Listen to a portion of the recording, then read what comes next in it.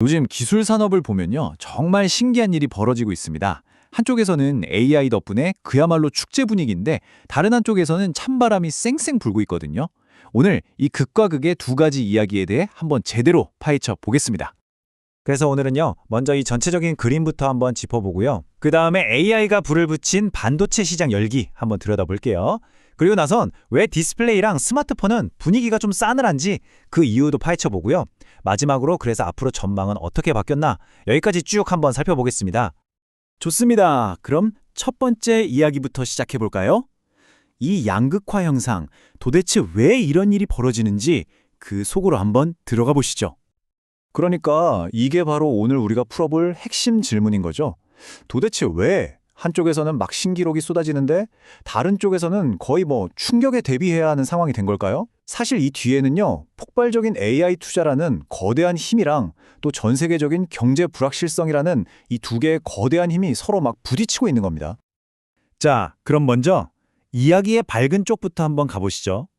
이른바 AI 골드러시가 반도체 시장을 얼마나 뜨겁게 달구고 있는지 지금 바로 확인해 보겠습니다. 와, 보세요. 메모리 시장은 말 그대로 활활 타오르고 있습니다. 전년 대비 무려 16%나 성장했어요. 이게 벌써 7분기 연속 두 자릿수 성장이라니까 정말 대단하죠? 근데요, 이 숫자를 자세히 들여다보면요, 이야기가 훨씬 더 재밌어집니다. 자, 바로 이겁니다. 여기서 진짜 흥미로운 지점이 나오는데요. 딱 갈리죠? AI 연산에 꼭 필요한 두뇌 역할을 하는 D램은 그냥 성장이 아니라 무려 32%나 폭발적으로 성장했어요. 반면에 데이터를 저장하는 도서관 같은 낸드 플래시는 오히려 마이너스 6% 시장이 줄어들었다는 거예요. 같은 메모리인데도 이렇게나 다른 거죠. 이 비유가 지금 상황을 정말 기가 막히게 설명해 줍니다. 맞아요. 다들 AI라는 금을 캐러 달려들 때 정작 돈은 누가 번다?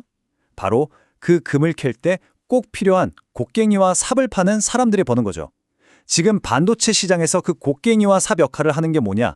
바로 HBM, 고대역폭 메모리입니다. 그리고 그 골드러시 효과가 이 그래프에 그대로 나타나 있습니다. 보세요. HBM 시장을 꽉 잡고 있는 SK 하이닉스랑 마이크론, 성장률이 어마어마하죠. 35%, 36%. 그런데 상대적으로 이 HBM 경쟁에서 조금 늦었던 삼성전자는 2% 성장에 그쳤습니다. 차지가 확연하죠? 그러니까 핵심은 딱 이거예요. 지금처럼 수요가 폭발하는 AI 칩 시장에서 앞서 나가는 게 곧바로 어마어마한 수익으로 이어진다는 겁니다. SK하이닉스가 기록한 저 41%라는 영업이익률, 와, 정말 믿기 힘든 숫자인데 이게 바로 그 증거죠. 자, 그럼 이제 분위기를 확 바꿔서 이야기의 다른 쪽으로 한번 넘어가 보겠습니다. 디스플레이 시장인데요. 여기는 분위기가 아주 차갑게 식어 있습니다. 네, 보시다시피 호황은커녕 시장이 오히려 0.5% 줄었어요. 아주 큰 폭은 아니지만 반도체랑 비교하면 분위기가 완전히 다르죠. 근데 이게 왜 그러냐면요. 시점하고 정책 이 두 가지랑 관련이 깊습니다. 바로 이연 수요라는 것 때문인데요. 이게 뭐냐면 많은 TV 회사들이 곧 미국이 관세를 올릴 것 같다고 예상을 한 거예요. 그래서 어떻게 했을까요? 관세 오르기 전인 1분기에 패널을 미리 왕창 사둔 거죠. 이걸 바로 이연 수요라고 부르는데 이렇게 재고를 잔뜩 쌓아두니까 어때요? 2분기에는 당연히 주문이 뚝 끊긴 겁니다. 그 재고부터 써야 하니까요. 그러니까 하늘 높은 줄 모르고 치솟는 메모리칩 가격과는 완전 딴판인 거죠. LCD, OLED 할 것 없이 TV 패널 가격은 계속 떨어지고 있어요. 그만큼 지금 수요가 약하다는 걸 그대로 보여주는 신호입니다. 이런 좀 쌀쌀한 분위기는 스마트폰 시장도 피해가지 못했습니다. 근데 여기는 상황이 조금 더 미묘해요. 일단 전체 출하량을 보면 1% 성장, 역성장은 아니니까 다행이라고 해야 할까요? 사실상 거의 제자리 걸음이라고 봐야겠죠. 아무래도 경기가 불안하고 특히 저가형 폰이 잘 안 팔리는 게 가장 큰 원인입니다. 시장 경쟁은 여전히 정말 치열합니다. 삼성이 근소한 차이로 1위를 지켰는데요. 이게 재밌는 게 요즘엔 중저가 모델인 갤럭시 A 시리즈에도 온디바이스 AI 기능이 들어가면서 판매량이 꽤 잘 나왔다고 해요. 이게 1위 수성에 큰 역할을 한 거죠. 자, 그런데 여기서 진짜 반전이 하나 있습니다. 팔린 스마트폰 개수는 거의 그대로인데 시장 전체 판매 금액은 무려 6%나 늘어났다는 거예요. 뭔가 이상하죠? 이게 어떻게 가능했을까요? 퀴즈 같죠? 정답은 바로 평균 판매 단가, 즉 ASP가 올랐기 때문입니다. 스마트폰 한 대당 가격이 전년보다 5%나 비싸졌다는 뜻이에요.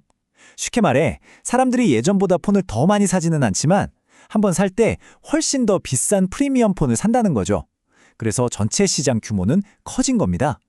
자, 그럼 이 상반된 두 이야기가 앞으로는 어떻게 흘러갈까요? 최근에 새로 나온 연간 전망치를 보면 이 모든 상황이 딱 한눈에 정리됩니다. 바로 이 표가 이번 이야기의 핵심, 결론이라고 할 수 있습니다. 보세요.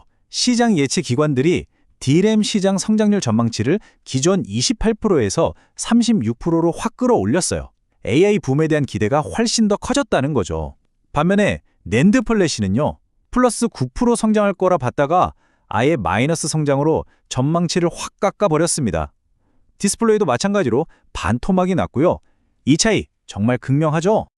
결국 앞으로 남은 2025년은 이 두 가지 거대한 힘의 싸움이 될 겁니다.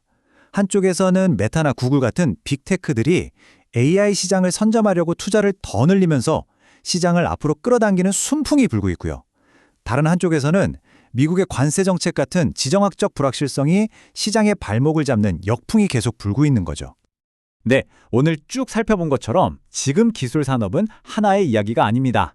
말 그대로 뜨거운 불과 차가운 얼음이 공존하는 두 개의 다른 시장 이야기인 거죠. 그래서 우리에게 남는 마지막 질문은 이겁니다. 과연 이 거대한 AI 붐이라는 순풍은 전 세계를 덮친 경제 한파라는 역풍을 이겨낼 수 있을까요? 아마 앞으로 몇 분기 동안 발표될 실적들이 그 대답을 들려줄 겁니다.